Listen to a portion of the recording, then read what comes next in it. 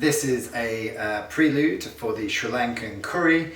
This was the third pilot for the Zero Waste Cooking School, June 2020.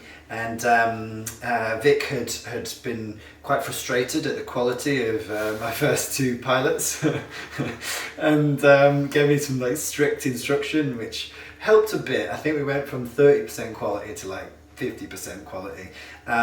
So yeah, the lighting had seriously improved in the video you're about to watch. The recipe thankfully was still on point. I'd done this recipe 3 times, and on the day of the cooking it was just the stars aligned, and it was so delicious. And Ryan was here with me tasting it, and he's of Sri Lankan descent, and he knows his Sri Lankan food, and yeah, he was sort of mind blown by it. It was a good day. It was a very good day, especially using the coconut shredder, which, spoiler alert. So yeah, this is such a good recipe that you must try. Now then, Douglas and Master reporting for the Zero Waste Cooking School.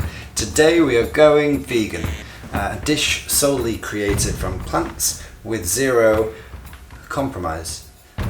It is becoming increasingly known that animal agriculture is a devastating contributor to global warming, as well as just being absurdly unsustainable. Eating more plants is the future. So today's dish is a Sri Lankan curry.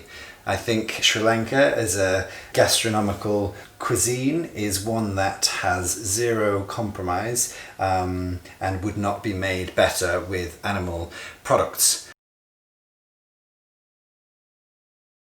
Let's crack on and crack open this coconut. Okay, this may take a while. What's that burning smell? Whoa, whoa, we did it. This was my first ever coconut that I've opened in my life, and I'm quite happy with that clean break. We have a coconut shredder, an actual shredder of the coconut. This is the real reason that I wanted to do a Sri Lankan curry, so I could use this coconut shredder. I'm gonna start chopping onions. God, these onions make me cry. I haven't cried peeled onions in a while. Oil in base, pop them in. We have the wonderful coriander seeds, cinnamon, cumin, garam masala, fennel seeds and turmeric. Pop your spices into the pestle and mortar. These are fresh curry leaves weighed out with the garlic, turmeric and ginger. This is the curry paste. We're going to mush it as finely as we can and then pop it in with our onions to slowly cook. This smells outrageous.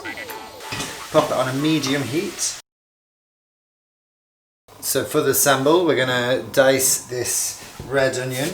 It's just going to go into the pestle and mortar raw, and then we're going to mush the hell out of it with the chili and the coconut, and that's it. Amazing. So this is the ye olde puree. Oh wow! Woo! It's sweet. Is it? Yeah.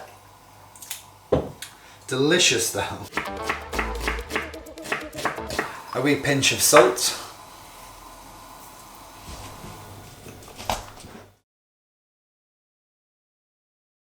We use tomatoes at the base of the curry because they are umami, they are sweet and they are sour, and they are in season. So this makes up a large percentage of our curry. Cook it for about 2 hours. Just make sure the base of the pan doesn't catch. So tomatoes have cooked down with the curry base. So now I'm going to throw in these peppers. I'm going to add the okra right at the end. However, this takes a little bit of time to cook down. If you're cooking maybe aubergine instead of this, pop it in now. You know, get it nice and cooked, and the porousness of these vegetables will absorb those delightful aromatic spicy flavors.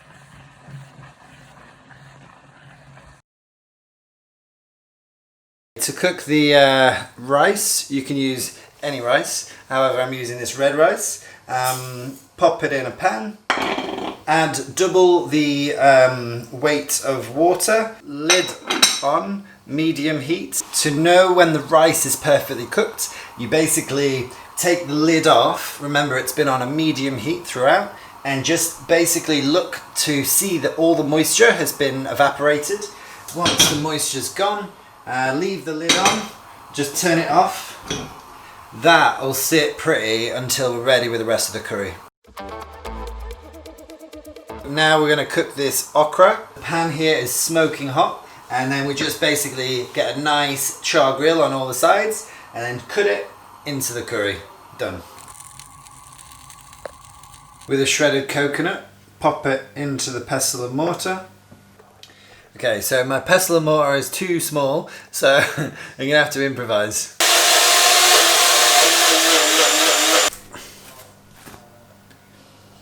Wow, that's amazing. So when your pestle and mortar fails you, revert back to technology. Take your blender, put in your pounded sambal base, your shredded coconut, your coconut sugar, and lime juice. So basically you want a whole lime in there.